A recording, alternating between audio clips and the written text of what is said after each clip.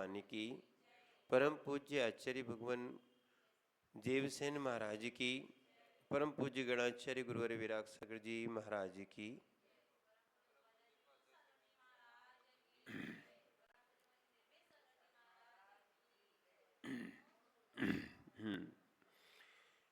आचार्य भगवान देवसेन स्वामी ने 9 प्रकार के नए बताए।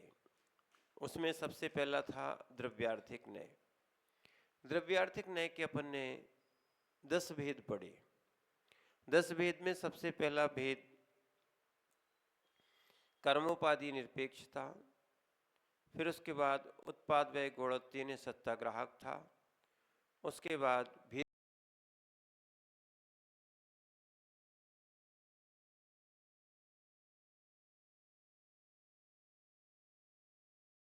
कल्पना सापेक्ष, उसके बाद आया था अन्वय सापेक्ष, फिर स्वद्रव्यादि ग्राहक द्रव्यार्थिक नय, पर द्रव्यादि ग्राहक द्रव्यार्थिक नय। इस प्रकार 9 भेद हो चुके थे। आखिरी और अंतिम भेद आचार्य महाराज यहाँ बताते हैं। 10वां है परम भाव ग्राहक। कौन सा? जो अपन ने स्वभाव पढ़े थे ना, उनमें एक परम भाव भी आया था ना, उसी को यहाँ पर बताते हैं। और ये परम भाव ग्राहक सामान्य स्वभाव में आए थे। किसमें आए थे? सामान्य स्वभाव में। तो अब यहाँ पर उसी बात को अपन समझते हैं। परम भाव ग्राहक द्रव्यार्थ को, परम भाव ग्राहक द्रव्यार्थ को यथा ज्ञान स्वरूप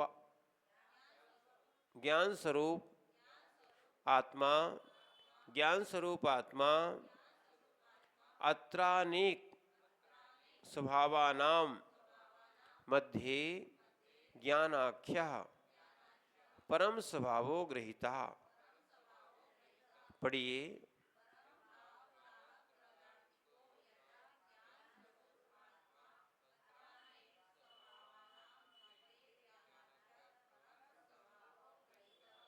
अब वो जिन्होंने पीछे स्वभाव पढ़े हैं उनको अच्छे से और ज़्यादा समझ में आएगा कि ज्ञान स्वरूप आत्मा ऐसा कहना परम भाव ग्राहक द्रव्यार्थिक नय का विषय है।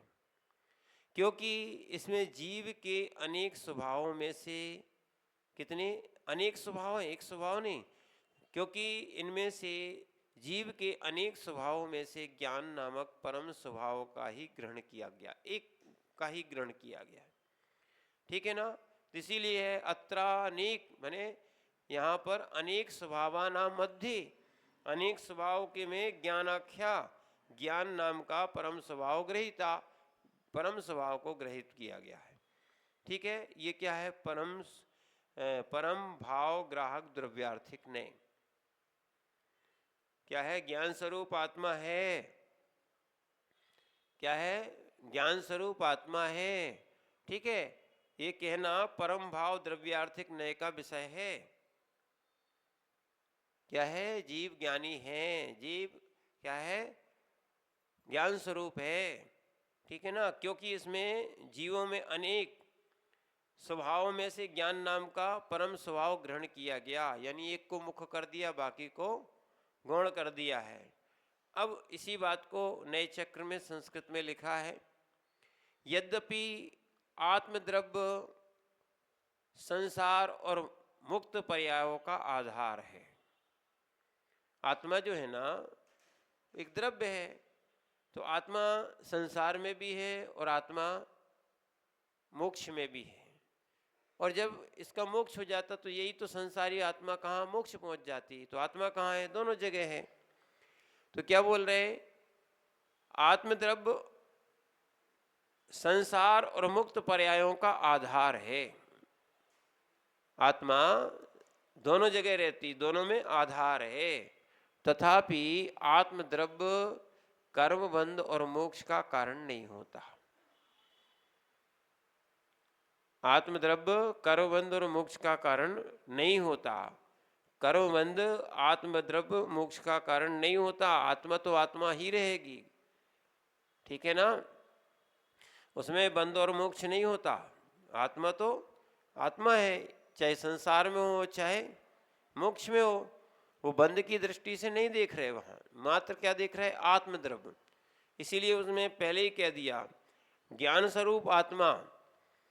मात्र ज्ञान स्वरूप आत्मा देखेंगे तो कौन है, प्रत्येक आत्मा ज्ञान स्वरूप है, चाहे संसारी हो चाहे मुक्त हो, ठीक है ना। तो जब एक को ही ग्रहण किया गया, जैसे हमने आपसे कहा ना, दूध की बात कही जाएगी तो चाहे दूध पानी मिला हुआ हो चाहे सामान्य दूध हो, बिना पानी वाला हो, दूध दूध को देखा जा रहा है, ठीक है। एक इतना कह सकते शुद्ध दूध है और एक पानी मिला हुआ दूध है, दूध तो दूध है।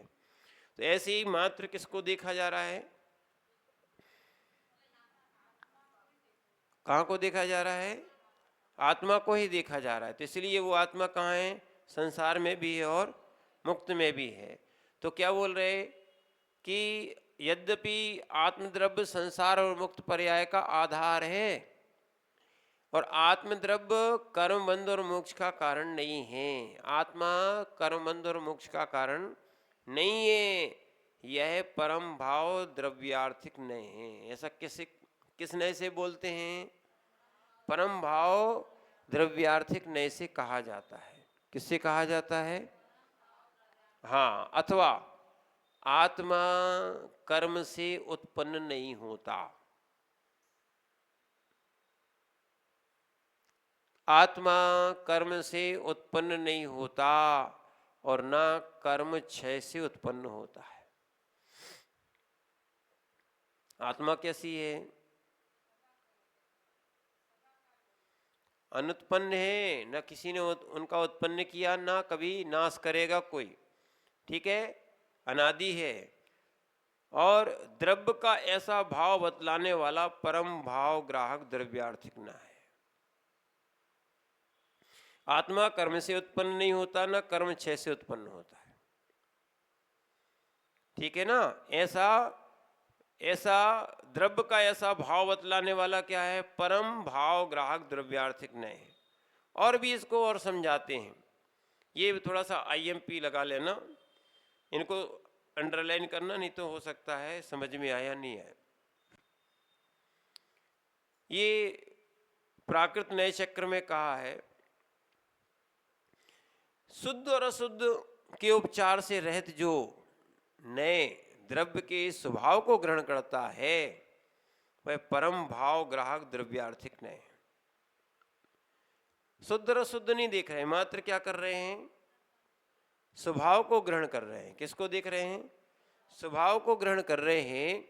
वह क्या है, परम भाव द्रव्यार्थिक नए हैं, ठीक है।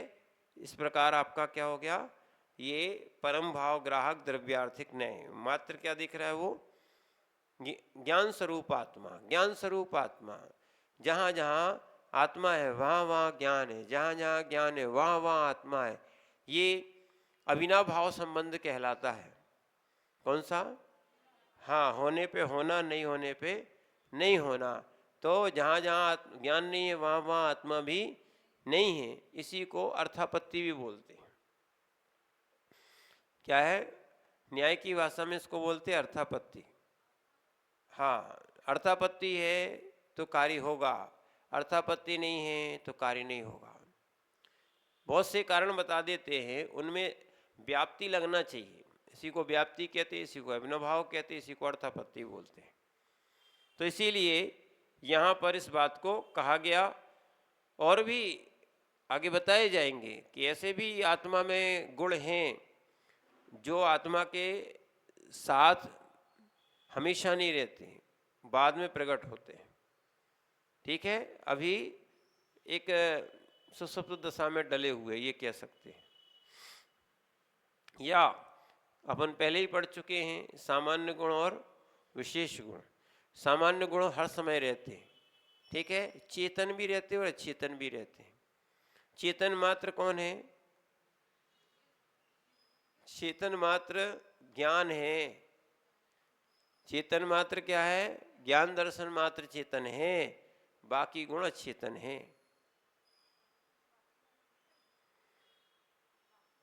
हाँ, अभी क्यों? अच्छा सुनना, पुद्गल में क्या सामान्य गुण नहीं पाए जाते? तो फिर वो कैसे हैं?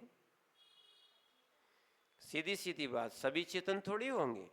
एक गुण दूसरे रूप गुण हो जाएगा तो उसका अस्तित्व ही नहीं बचेगा। चेतन चेतन है, सुनना, चेतन अचेतन नहीं है। चेतन अचेतन नहीं है, उपचार से कहा जाता है, अभी देखना समझ में भी आएगा। तो एक गुण यही अभी तक नहीं सुना है, अब आपको समझ में आएगा। इसी आत्मा में चेतन और अचेतन गुण हैं।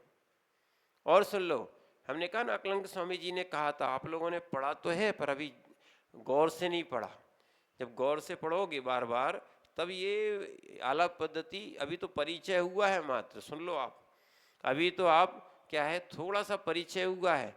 जब इसको 3 4 5 बार पढ़ लोगे आप, है ना, अच्छी रुचि से पढ़ोगे, तब ये थोड़ा थोड़ा आपको ग्रहण हो पाएगा। धीरे धीरे धीरे, जैसे पानी एक बार गिरता है ना तो ठंडक नहीं होती, धीरे धीरे धीरे धीरे धीरे फिर गिरता गिरता गिरता ठंडक होने लगती है। ऐसे ही एक बार से कोई भी विद्वान नहीं बनता, उसको बार बार कई बार, और अपनी तो बुद्धि ऐसी है, श्रुत ज्ञान अपना ऐसा है, क्या है, क्षेपसम अपना ऐसा है, कई बार पढ़ने के बाद भी, मेहनत करने के बाद भी याद नहीं होता और भूल उड़ जाते। ठीक है ना? तो इसीलिए उसको संस्कार बनाते रहो। जैसे अपने अन्य संस्कार समाप्त नहीं होते, बार बार आ जाते हैं। समझ रहे हैं ना आप बात को? नहीं चाहते हुए भी आ जाते, तो क्योंकि उनका अपन ने संस्कार डाला है, और इसके संस्कार डाल लोगे तो बार बार आ जाएंगे, ये भी आना शुरू हो जाएंगे। पर अपन ने क्या है, पढ़ा ही नहीं है, पढ़ते ही नहीं है। जब नहीं पढ़ोगे तो कैसे ज्ञान की वृद्धि होगी? तो इसलिए आगे बताते हैं 10 प्रकार के क्या हो गए ये द्रव्यार्थिक न्याय। यहां तक द्रव्यार्थिक न्याय का कथन पूर्ण हुआ। अब आगे 57 नंबर सूत्र से पर्यार्थिक न्याय के 6 भेद कहे जाएंगे। 6 भेद के लिए यहां पर पर्यार्थिक न्याय, पर्यार्थिकस्य अथ पर्यार्थिकस्य षड्भेदाः, अथ पर्यार्थिकस्य षड्भेदाः। पढ़िए। अब पर्यार्थिक न्याय के 6 भेद कहे जाते हैं। कितने? 6 भेद कहे जाते हैं। अब पर्यार्थिक न्याय के 6 भेद कौन कौन से हैं? देखो, यहाँ भी एक और ध्यान रखना, यहाँ भी आपको जैसे वहाँ समझाया था पर्यार्थिक ने द्रव्यार्थिक न्याय में, ऐसे यहाँ भी थोड़ा सा कुछ माने कुछ सूत्रों को पढ़ोगे, नित्य पर्याय और फिर अनित्य पर्याय, ठीक है, या सादी नित्य पर्याय, अनादि नित्य पर्याय, ठीक है, ऐसे ये दो दो करके बात आएगी। तो अपन यहाँ पर 6 सूत्रों को पढ़ते हैं। पहला सूत्र है अनादि नित्य पर्यार्थिको यथा, अनादि नित्य पर्यार्थको यथा पुद्गल पर्यायो नित्यो मेरवादी, मेरवादी, मेरवादी। अनादि नित्य पर्यार्थ को यथा, अनादि नित्य पर्यार्थ को यथा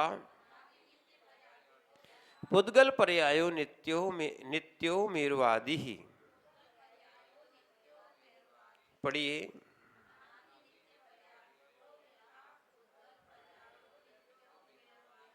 यहाँ पर आचार्य महाराज समझा रहे हैं अनादि नित्य पर्यार्थिक नए, जैसे मेरुवादी। कैसा? मेरुवादी। मेरु पर्याय कैसी है? अनादि नित्य पर्यार्थिक है। अनादि नित्य पर्याय, ये कि कह दो एक नित्य पर्याय होती है, एक अनित्य पर्याय होती है। मेरुवादी जैसी है वो अनित्य पर्याय है। मेरु मेरु मेरु, पंचमेरु, लोक आदि। सुन लो, फिर से बताते हैं, अनादि नित्य पर्यायर्थिक जैसे मेरु आदि पुद्गल की पर्याय नित्य हैं, कभी नष्ट होने वाली नहीं है। विशेष अर्थ मेरु, कुलाचल, पर्वत, आकृत्यम, जिनबिंब, जिनालय, लोक, ये पुद्गल की पर्याय अनादि काल से हैं, अनंत काल तक रहेंगे, इनका कभी विनाश नहीं होगा, अतः अनादि नित्य पर्यार्थिक नय के विषय हैं,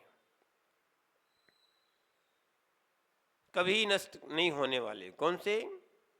मेरु आदि, क्योंकि सभी पर्याय विनाश को प्राप्त हों ऐसा एकांत नहीं। क्या है? अब आपको बिल्कुल समझ में आ जाएगा, ये पर्याय नष्ट होने वाली नहीं है। और भी इसको विशेष रूप से धवला जी में भी कहा है, अभव्यत जीव की व्यंजन पर्याय भले ही हो। क्या बोल रहे? हाँ, ये धवला पुस्तक 7 का ये कथन दिया है कि अभव्यत जीव की व्यंजन पर्याय भले ही हो, किंतु सभी व्यंजन पर्यायों का नाश अवश्य होना ही चाहिए, ऐसा कोई नियम नहीं है। निर्वेश सागर जी, ऐसा कोई नियम नहीं है, क्योंकि ऐसा मानने से एकांतवाद का प्रसंग आ जाएगा। ऐसा भी नहीं है कि जो वस्तु विनष्ट नहीं होती वह द्रव्य, जो वस्तु विनष्ट नहीं होती है वह द्रव्य ही होना चाहिए, क्योंकि जिसमें उत्पाद व्यय द्रव्य ये पर्याय माने व्यय पाए जाते उसे द्रव्य रूप से स्वीकार किया गया है। और भी बताते हैं प्राकृत नय चक्र में, जो नय सूर्य चंद्रमा आकृत्यम, सूर्य चंद्रमा आदि आकृत्यम अविनाशी पुद्गल पर्यायों को ग्रहण करता है वह अनादि नित्य पर्यार्थिक नय है, ऐसा जिनेन्द्र भगवान ने कहा है। यानी सूर्य चंद्रमा कभी नाश को प्राप्त होंगे, इनका गमन रुकेगा? कभी नहीं रुकेगा, न गमन रुकने वाला है और न ये कभी नाश को प्राप्त होंगे। ग्रहण का अर्थ होता है कि एक ग्रह दूसरे ग्रह के सामने आ जाता है, वो दिखाई नहीं देता, इस कारण से क्या हो गया, कहीं सूर्य ग्रहण और चंद्र ग्रहण हो जाता है पर वो नष्ट नहीं होता है। आगे बताते हैं, इसी में संस्कृत नय चक्र में भी दिया है, भरत क्षेत्र, हिमवत पर्वत आदि, पद्म आदि सरोवर, सुदर्शन मेरु आदि पर्वत, लवण समुद्र, कालोदधि समुद्र को मध्य लोक में स्थित करके असंख्यात द्वीप समुद्र हैं। कितने हैं लोक में? हाँ, मध्य लोक में असंख्यात द्वीप समुद्र हैं। नरक के पटल, भवनवासियों के विमान, व्यंतरों के विमान, चंद्रसूर आदि मंडल, ज्योतिषी विमान और स्वधर्म आदि स्वर्गों के पटल यथा योग्य स्थानों में परिणत आकृत्यम चैत्यालय या चैत्य चैत्यालय, मोक्ष शिला और बृहद वात वलय आदि अनेक आश्चर्य से युक्त परिणत लोक महास्कंद आदि पर्याय त्रिकाल स्थित हैं, इसीलिए अनादि अनधन हैं, नित्य पर्याय है। कैसी हैं? इस प्रकार के विषय को ग्रहण करने वाला अनादि नित्य पर्यार्थिक नय। ऐसा नहीं मानना कि हर पर्याय नष्ट होती है, हर पर्याय नष्ट होती है, ऐसा एकांत नहीं है। ठीक है, तो पहला क्या हो गया था? अनादि नित्य पर्याय। एक और पढ़ लेते हैं, फिर समय हो रहा है।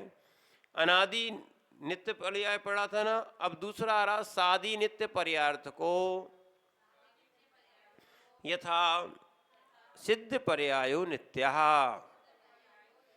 सिद्ध पर्यायो नित्यः, सादि नित्य पर्यार्थ को यथा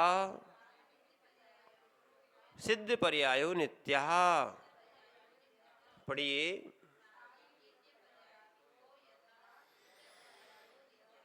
शादी क्या है?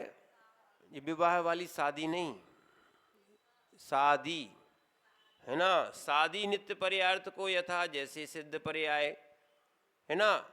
अनादि जिसका आदि ना हो, यानी जिसका प्रारंभ ना हो, उसको क्या बोलते हैं?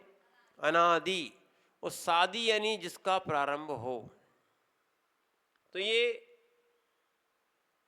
यहाँ पर बताते हैं विशेष अर्थ में पर्यार्थिक नय के प्रथम भेद का विषय अनादि नित्य पर्यार्थिक है, और इस दूसरे भेद का विषय सादी नित्य पर्यार्थिक है। सिद्ध पर्याय ज्ञानावरण आदि 8 कर्मों के क्षय से उत्पन्न होती है, अतः सादी है। कैसी है? माने आदि से सहित है तो सादी, ठीक है ना। आदि से सहित इसलिए सादी, किंतु इस पर्याय का कभी नाश नहीं होगा, इसलिए भी नित्य पर्याय है। नित्य पर्याय क्यों? नित्य पर्याय के 2 भेद हो गए। कौन से? सादी नित्य पर्याय और अनादि नित्य पर्याय, या अनादि नित्य पर्याय, सादी नित्य पर्याय। सुनो, अनादि नित्य पर्याय कौन सी है? मेरुवादी। यही याद होगा ये सूत्र, देखो। और सादी नित्य पर्याय सिद्ध पर्याय। अब इसलिए है कि अब भगवान कभी लौट के नहीं आते, न वीर बन के न महावीर बन के बनते हैं। क्या है? ये अपने यहाँ का सिद्धांत नहीं है, और ऐसे भजन अपन बोल देते हैं। भगवान लौट के नहीं आते, जो लौट के आते हैं वे सिद्ध भगवान होते ही नहीं हैं, ठीक है ना। इसीलिए इस प्रकार, अन्यथा एक देखो बिना ज्ञान के फिर लोग बोलते हैं तो ऐसा होता है, ठीक है। आप देखो तो कहाँ मन, नहीं तो दूसरे के भजनों में क्या है, नाम भर चेंज कर दिया, शब्द चेंज कर दिए, और सिद्धांत तो वही है। अब उनको तो मालूम ही नहीं, बोले हमने तो भजन बना लिया। ऐसा थोड़ी भजन बनता है, सिद्धांत तो बोलो क्या है। और लोग, अब गायक लोग भी हैं, आ जाती मंडलियाँ, उनको मालूम ही नहीं, उनको तो मात्र क्या है, विधान में कोई ना कोई पद गाना है, चाहे चमक चाहे धमक, और चाहे ये वीर बन के महावीर बन के। देखो आपके भी बलुआ वगैरह में यही होता है, ठीक है ना। और ऐसे कहते हैं निर्गुण और ये न्यारे, अरे भगवान के पास गुण होते हैं, ऐसे निर्गुण थोड़ी होते भगवान, ठीक है ना। हाँ, दोषों से रहित होने के कारण निर्गुण बोल रहे हो, मान सकते हैं, क्योंकि श्रेष्ठ नाम में निर्गुण भी एक शब्द आया है। पर एक सिद्धांत ध्यान रखना इसको जरूर, कि भगवान निर्गुणी नहीं होते। भगवान क्या है? निर्गुणी नहीं होते हैं।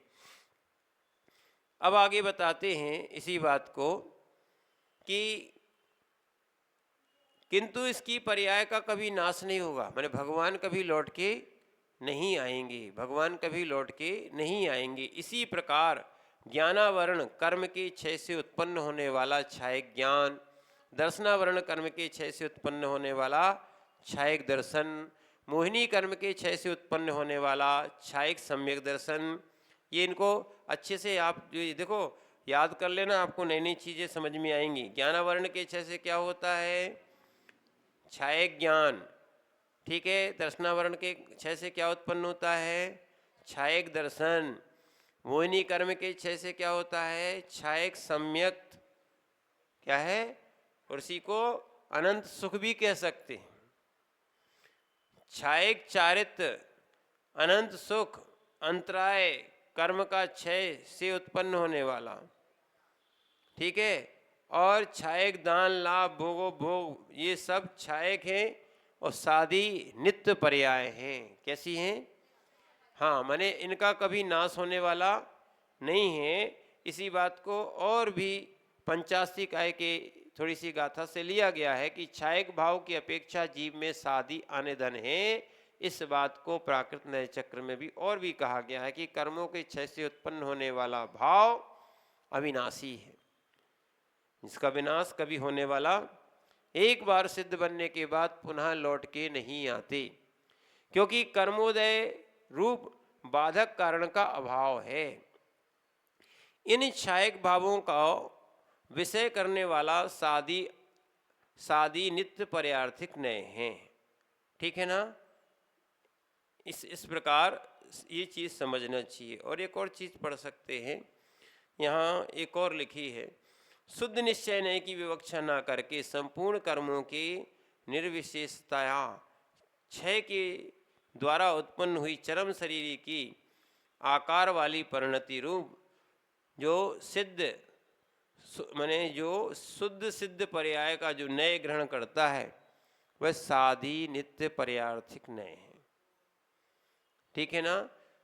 क्योंकि भगवान का आकार भी जैसा कौन सा होता है? वैसे तो निराकार, ठीक है, फिर भी आकार है। क्यों? जिस भाव से मोक्ष होता है उसी भाव के जो है ना शरीर के परमाणु उनके माने उनके शरीर तो नहीं रहता, उनके आत्म प्रदेश उसी रूप में होते हैं, इसलिए पुरुषाकार। कैसे रहेंगे? हाँ, अंतिम शरीर होने के कारण कैसे रहेंगे?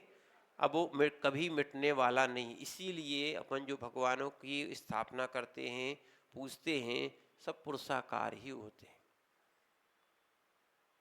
कैसे होते हैं? हाँ, इन चीजों को अच्छे से समझना। ओम नमः सिद्धेभ्यः।